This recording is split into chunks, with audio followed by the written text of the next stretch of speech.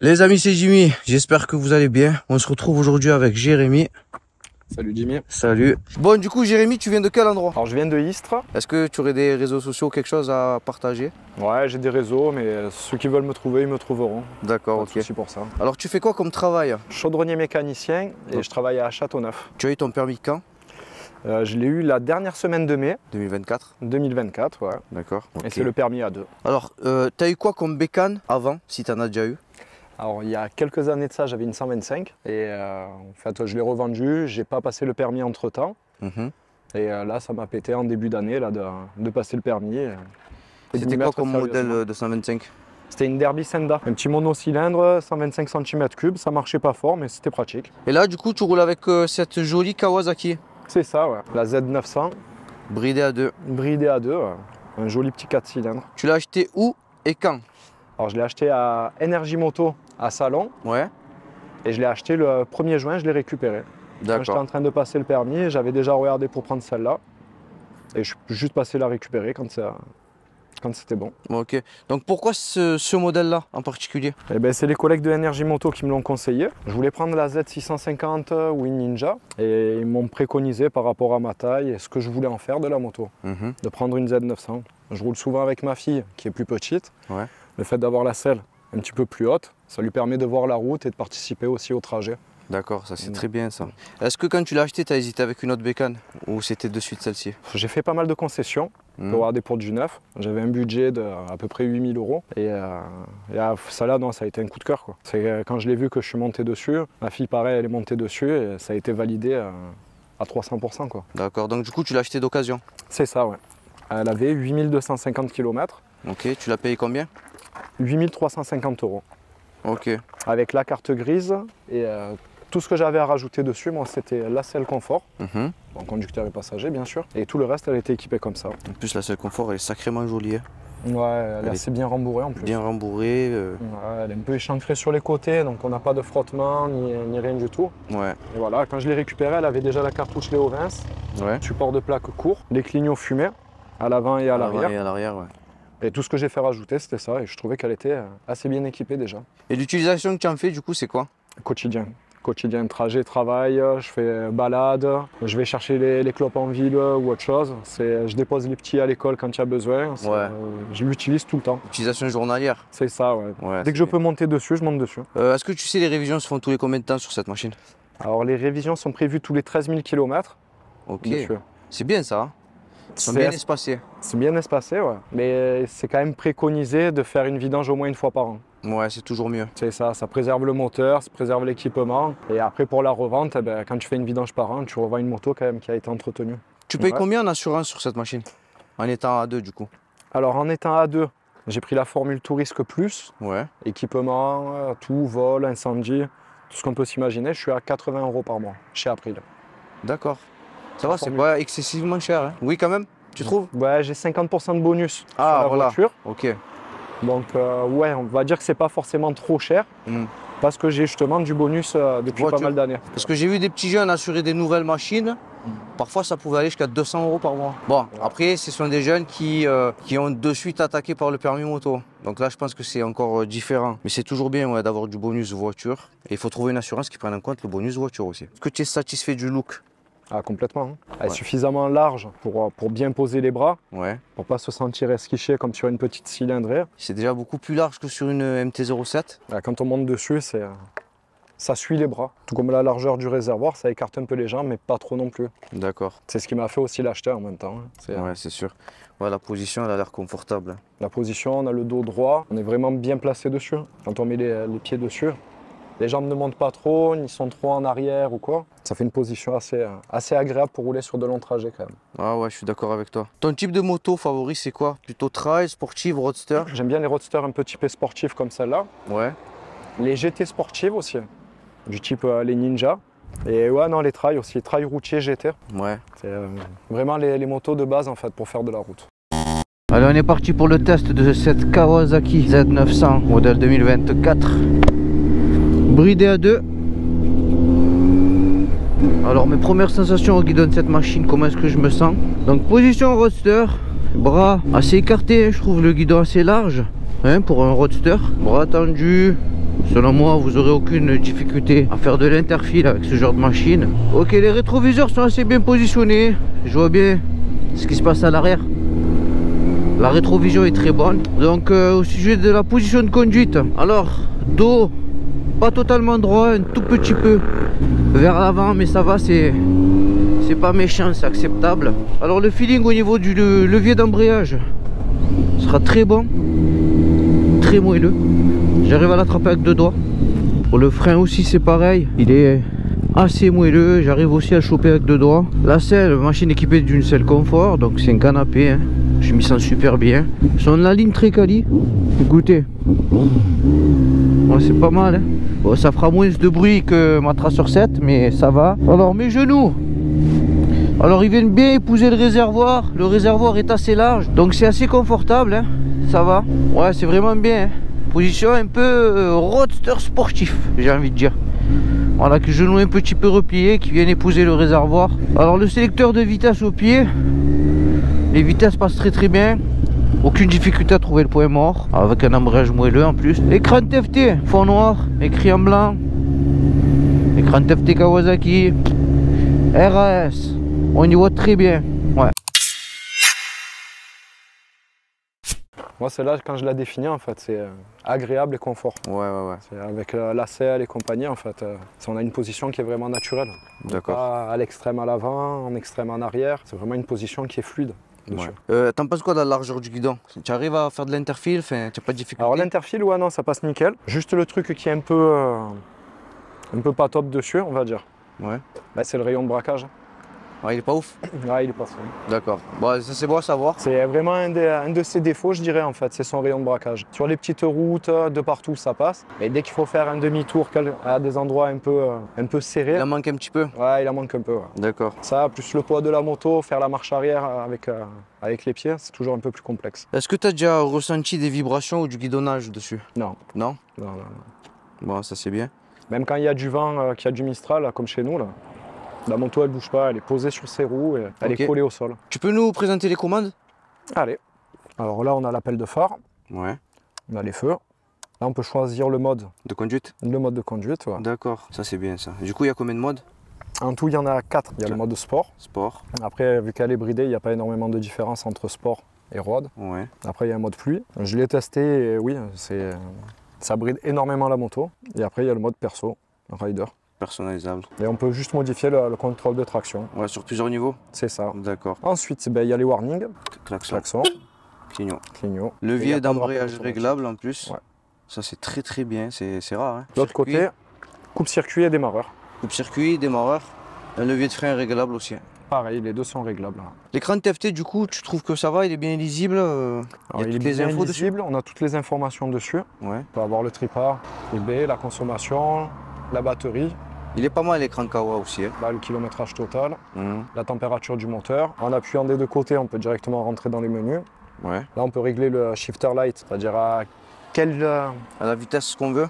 Ouais, le nombre de tours minutes auquel la moto va se mettre à clignoter pour dire passe ta vitesse. D'accord. Bon, du coup, tu m'as dit qu'il y a du contrôle de traction dessus? Il y a différents modes de contrôle de traction qu'on peut régler dans le mode rider. On peut même le désactiver aussi. Le contrôle de traction ouais. Oh, ça c'est bon à savoir ça. Et le mode de conduite que tu utilises le plus souvent, c'est lequel? Ouais, classique, road. Road? Ouais. Ok. Maintenant, je vais te parler du freinage. Est-ce que tu es satisfait du freinage? Ouais, complètement, ouais. Ça freine bien? Ouais. À l'avant, à l'arrière? Bah, 2-3 fois, ça m'est arrivé quand même de me faire couper la route. Ça arrive. Dès le passage, un rond-point ou autre chose. Et ouais, non, elle freine pas mal. Elle donne pas la sensation en fait de trop plonger ou de se bloquer. Ou pas de transfert de masse? Pas trop de transfert de masse. Après, le frein arrière, c'est pas forcément le frein qui est le plus utile dessus. Ouais. C'est plus le frein avant qu'il faut utiliser. Comme sur toutes les machines. Hein. Ouais. Et la boîte de vitesse, du coup, t'en es satisfait? Complètement. À part une fois de temps en temps, quand on s'arrête au feu. Ouais. Il faut vraiment bien faire attention à se remettre en première. Okay. Entre la première et la 2, des fois elle va se mettre au neutre, mais ça c'est que quand on est à l'arrêt. D'accord, ok. Par rapport à la pneumatique, ouais. T'es satisfait? Complètement, ouais. Alors j'ai entendu beaucoup de choses sur les pneus, qu'il fallait faire très attention, ouais. Qu'il fallait bien les choisir et tout. Moi c'est ma première moto, et les Bridgestone dessus, les S23, ils ont tendance à bien monter en température et après ils apportent une bonne liaison au sol. Ouais, c'est les Bridgestone Batlax. C'est ça, ouais. Je regarde un peu les tarifs, c'est 300 € les deux pneus. Je pensais que c'était pas forcément une gomme qui était excellente et à force de rouler avec, eh ben, en fait, on les apprécie. Elle a une facilité en plus à se mettre sur l'angle, la moto. Et non, franchement, les pneus, je trouve, ils vont bien avec. Ils apportent une bonne adhérence.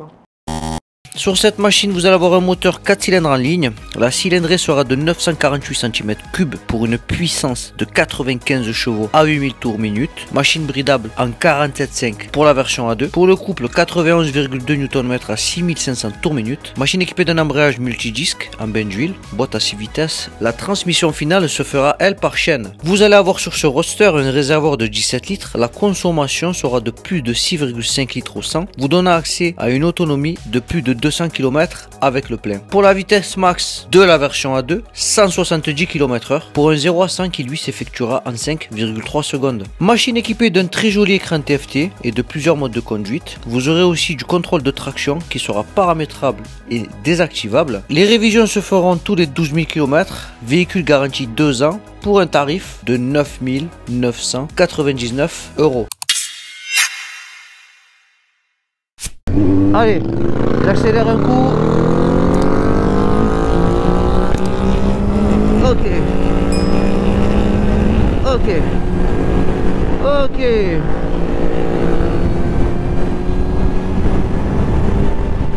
Ok.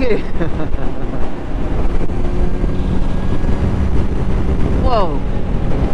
Ça marche bien, hein. Très bonne accélération. L'accélération de cette machine, il est pas mal. Alors c'est linéaire progressif parce que c'est un 4 cylindres, mais ça marche, c'est super confortable à conduire. En fait c'est linéaire et c'est, voilà, faut vraiment jouer avec le moteur, c'est pas instantané, c'est pas on-off, voilà, comme une MT-07 ou une Tracer 7. Ok, allez, on se retrouve sur une belle petite ligne droite. On va se faire un petit départ arrêté, un 0 à 100. C'est à titre informatif, je ramènerai pas la machine dans ces retranchements, d'accord? Donc je fais une petite accel et je vous affiche le couple, la VMAX, ainsi que le 0 à 100. Allez, on part dans 3, 2, 1, c'est parti.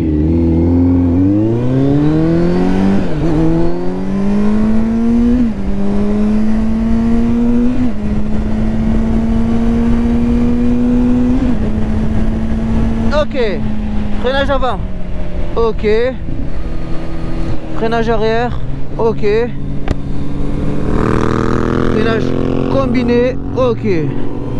Alors l'accélération,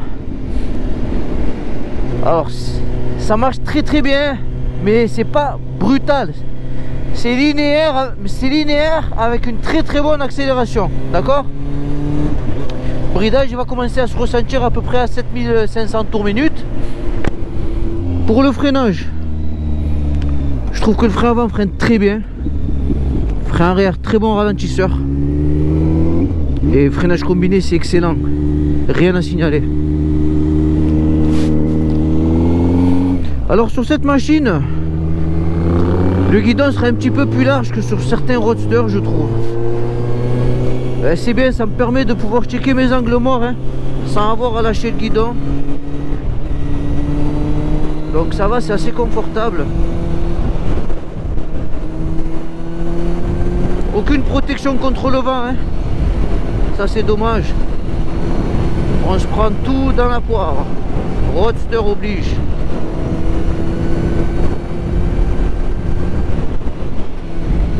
Ah les amis, c'est une très bonne machine, hein.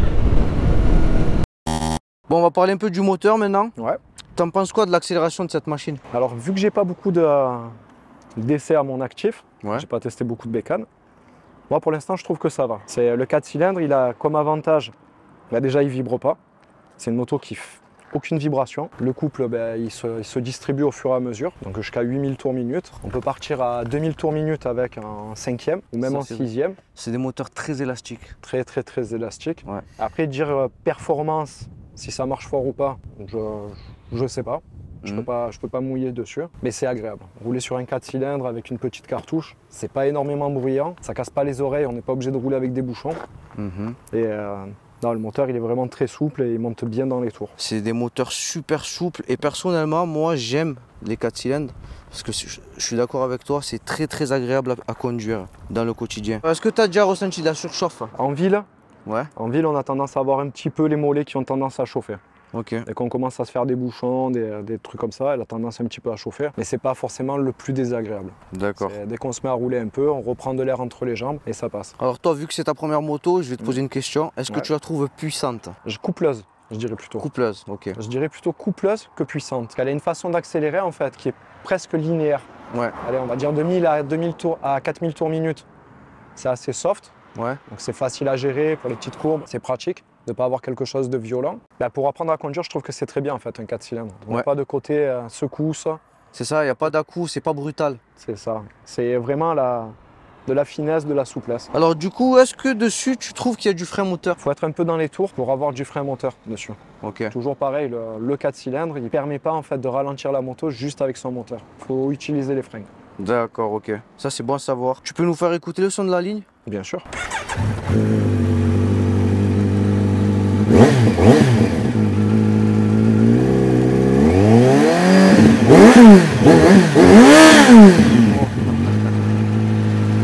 C'est pas mal, hein. C'est un peu bruyant, mais pas trop non plus. Ouais, c'est pas mal en fait, parce que c'est pas non plus... ça casse pas les oreilles, et pourtant c'est un très bon son. C'est ça, c'est un son qui est agréable. Exactement. Le moteur n'est pas aigu, ni trop grave, il est juste ce qu'il faut. Exactement. Et après, quand on roule, eh ben, c'est pareil, c'est toujours agréable. Tu peux nous parler de l'autonomie et de la consommation? Alors ça, voilà, les points faibles. Ok. Bon, 200 km, moi j'ai l'habitude de la voiture. Ok. Donc faire 200 km en moto, je trouve que c'est un peu léger. Tu fais 200 km avec le plein? Je fais 200 km avec le plein. Comme je dis, après c'est ma première moto, donc j'ai pas de comparaison par rapport à ça. Et je mets à peu près 12 litres. Donc à vous de faire le comparatif pour voir si 200 km 12 litres, c'est beaucoup ou pas. Et après, je pense que si tu roules tranquille, tu peux faire un peu plus quand même, non? Oui. Ouais. Si on roule vraiment pépère posé, on peut faire beaucoup plus. Ouais, d'accord. Alors sur cette machine, vous allez avoir un cadre treillé en acier. La hauteur de selle sera de 820 mm.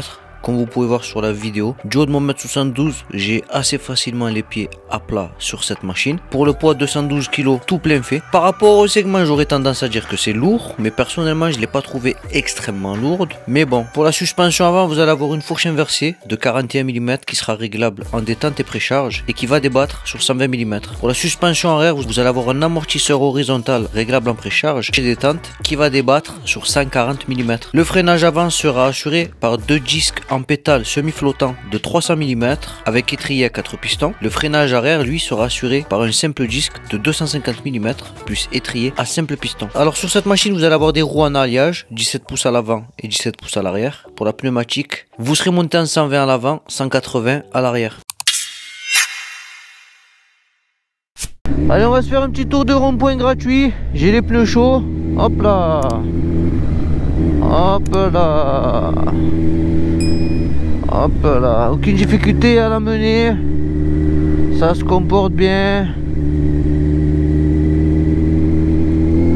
Ok, on sort. Pas de pointure dans la direction. Allez, là il y a un bon ralentisseur. Je vais essayer de le prendre un petit peu plus vite. Hop là.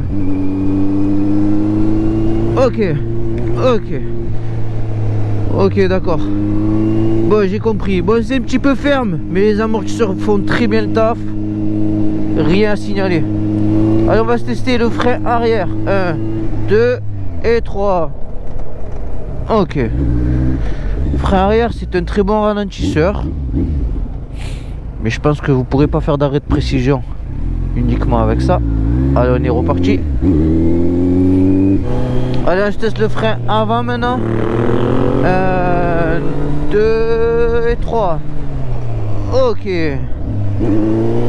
Ça freine très bien en avant, beaucoup de mordant. Allez, un petit freinage combiné. Ok.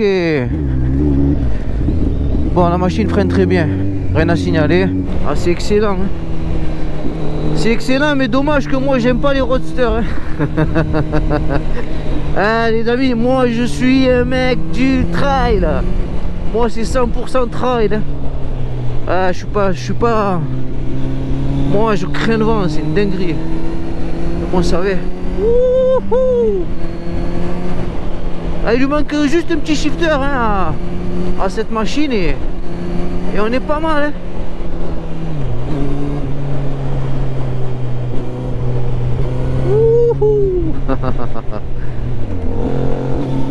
Excellent, c'est excellent. Alors la position de conduite elle me fatigue pas hein. Je suis pas en appui sur mes poignets. D'accord. Donc ça sera bien.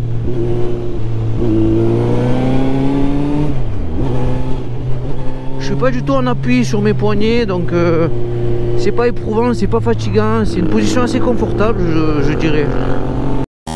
Alors est-ce que c'est une machine que tu trouves lourde? Alors au début, ouais, je l'ai trouvée lourde. Pas forcément facile à manipuler au début, mais en l'espace d'une semaine, je m'y suis de suite habitué. Pour la prendre, il faut juste pousser avec la hanche. Et voilà. Elle n'est pas complexe à déplacer.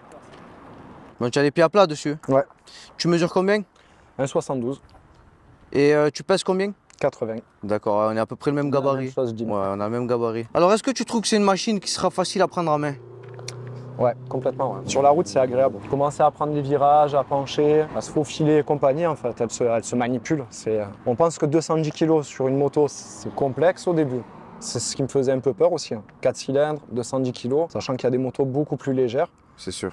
Et non, au bout de quelques jours, déjà, je l'avais en main et ça a été agréable dès le début, en fait. Vraiment pas complexe à manipuler. On peut la bouger avec les épaules, avec le corps et compagnie. Quand on commence à prendre des petits virages et tout, elle se gère très bien, elle se redresse comme il faut. Mais ça, c'est bien, c'est bon à savoir. Est-ce que tu pourrais nous donner, si tu pouvais n'en citer qu'un, un point positif à cette machine? Comme j'ai dit, agréable. Son plus gros défaut? 47 chevaux. Ouais, je suis d'accord. Je suis complètement d'accord avec toi. Ah, un de ses plus gros défauts, c'est quand on la lave, il faut faire attention. Ouais. L'eau qui coule sur le relais démarreur. Ok, l'eau qui coule sur le relais démarreur. C'est ça. Donc quand vous la lavez, pensez bien à la faire sécher, parce que sinon elle ne redémarrera pas, quoi. Ok. Faites attention les gars, démontez les selles, vérifiez les relais, vous mettez une protection par-dessus le relais. Je vais te poser une question un peu bizarre. Ouais. Quand tu la gares, qu'est-ce que les gens te disent? En général. Hein. Ah, elle est belle. Regarde, ils me disent elle tue. J'étais pas fan au début moi, hein, du verre de Kawa. Ouais, moi non plus. Plus j'en vois et plus j'aime ça, c'est bizarre. Plus j'apprécie en fait. C'est ça? Le Green Lemon. C'est un joli verre. Ouais, un peu pailleté et tout. Bon, mis à part ton problème de selle là, est-ce que tu as déjà eu des problèmes avec? Non, zéro. Elle démarre tous les jours, elle a aucun souci. Après ça, tu comptes acheter quoi? Alors celle-là déjà, je l'ai achetée dans l'optique de pouvoir la débrider quand j'aurai la passerelle. D'accord. Quand elle est débridée, elle fait 95. La garder un petit moment et prendre le temps pour justement tester d'autres bécanes et voir d'autres motos, d'autres modèles, d'autres marques aussi. Ok. Celle-là, ça sera la moto qui va être débridée et que je garderai sûrement 6 mois, 1 an après la passerelle pour justement me faire... Te faire la main sur une machine à 95. C'est ça, ouais. Oui, j'ai compris. T'en penses quoi de cette marque, Kawasaki? Bah, ils sont géniaux. Ils arrivent à faire de tout. Ils arrivent à faire des motos à 6 000 € comme des motos à 20 000 €. Ouais. Ils arrivent à faire des petits trails, des petites sportives, comme des bécanes un peu plus grosses, un peu plus consistantes. Et il y a de tout, il y a tous les modèles, il y a toutes les couleurs. Ils sont réputés pour leur fiabilité aussi, Kawasaki. Après, la 900, elle est quand même assez bien cotée sur le domaine de l'occasion aussi. Hein. Oui. Et toute leur et même sur le neuf, hein, c'est une machine qui se vend très bien. Est-ce que tu la recommanderais, cette machine, à une personne à deux? Ah oui, je la recommanderais à une personne qui a déjà un gabarit. D'accord. À quelqu'un de 1m60 qui fait 60 kg, non. Ouais, il faut un certain poids, une certaine taille. C'est ça, ouais. 210 kg à faire des marches arrière avec la pointe des pieds et compagnie, c'est quelque chose quand même. Ouais. La déplacer, la mettre dans un garage, à 80 kg déjà c'est lourd. Et quelqu'un qui fait 60 kg, je la déconseille. Ça va être compliqué là. C'est ça. Qui prenne plutôt une Z650 à la place. Plus légère. Qui est plus légère, que ça sera plus agréable à déplacer. Parce que avoir une grosse moto, c'est bien, mais la garer dans son garage, la sortir d'une place, c'est autre chose. C'est autre chose. Deux dernières questions que je pose à tout le monde. Hein. Bien sûr. C'est quoi la moto de tes rêves? Ben, y en a tellement. Si tu devais en choisir une, ta préférée? Ma préférée, la Stelvio. Stelvio? Ouais, Moto Guzzi Stelvio. Oh, c'est bien. Ouais, très bon choix, je suis d'accord. Ben, c'est une moto originale qu'on ne croise pas de partout. C'est un trail GT. Elle allie en fait le côté sportif, le côté routier. On peut y mettre des top caisses, on peut profiter, aller arsouiller tranquille. Elle permet à faire énormément de choses et elle a un moteur assez original quand même. Ouais. Et la dernière question, ta marque de moto préférée, c'est laquelle? Alors j'ai pas de marque justement préférée. Je trouve que chaque marque de moto apporte quelque chose. Yamaha, ils ont leur style, ils ont leur personnalité, ils font des bécanes, elles sont magnifiques. prends Kawasaki, Ducati ou autre chose, ils apportent tous quelque chose. Donc j'ai pas de marque préférée, mais je les apprécie toutes quasiment. Là, tu as marqué un point et une vérité dans ce que tu viens de dire, c'est que toutes les marques sont bonnes dans quelque chose. C'est ça. Il faut juste savoir ce que nous on recherche. C'est ça. Voilà, c'est vrai, c'est vrai. Bon, si je pouvais lui trouver un défaut à cette machine, ce serait quoi? La protection contre le vent, hein. Ouais. Moi, je sais pas, les gars, les roadsters, c'est pas pour moi. Je critique pas, hein, ceux qui roulent en roadster. Ah, mais moi, voilà, moi, c'est pas pour moi, c'est tout. Et si je pouvais lui trouver une qualité, ce serait quoi? Caractère moteur. Ouais, pour cruiser, hein, du moins. Parce que c'est pas, voilà, aujourd'hui, on a l'habitude des machines, baba, en rageur, là, tu sais. Tu mets un coup de gaz, ça se lève presque et tout. Là c'est plus linéaire, tu comprends? Après faites attention les amis. C'est ce que je conseille à mon abonné actuellement. Je lui ai dit que s'il voulait la vendre, surtout ne pas la débrider. Ce sont des machines qu'il vaut mieux vendre en A2. Pourquoi je vous dis ça? Parce que si vous la débridez, elle va monter à 95 chevaux. Alors qu'il existe une Z900 non bridable à plus de 95 chevaux. Donc honnêtement, si je suis débridé moi personnellement et que j'ai la possibilité de m'acheter une Z900 en full, je vais m'acheter une Z900 bridée à 95 ou une Z900 qui aura plus que 95 chevaux. Là est la question. Donc si vous achetez cette machine en A2, un conseil d'amis, si vous voulez la vendre, laissez-la en A2. Est-ce que Jimmy tu préfères ça à ta traceur? Non. Non, je préfère ma traceur, hein. Ouais, c'est plus maniable, plus léger. Les traceurs en fait sont chauds ce qu'ils ont fait. Alors certes il manque plein de trucs, hein. Il manque le contrôle de traction, il manque les modes de conduite. Mais quand c'est toi qui gères la poignée de gaz, qu'est-ce que tu t'en fous en vrai, hein? Qu'est-ce que tu t'en fous qu'il n'y a pas tout ça? En vrai de vrai, c'est une machine super maniable et c'est toi qui gères tout simplement. Donc ouais, non, je préfère la traceur, c'est plus maniable, ça se comporte un petit peu mieux. L'accélération est un petit peu plus on-off. Là c'est vraiment linéaire là. Attention, hein, je me répète sans cesse, linéaire mais ça marche. Linéaire mais ça marche. Bon les amis, j'espère que cette petite vidéo vous aura plu. Si vous avez trouvé ça instructif, plaisant à regarder, ben lâchez-moi votre meilleur pouce et abonnez-vous, ça suffira pour me faire plaisir. Les amis, c'était Jimmy sur ce. Je vous dis à bientôt. Faites attention à vous et surtout soyez prudents sur la route. Je vous dis à bientôt. Je vous fais la bise. Ciao, ciao.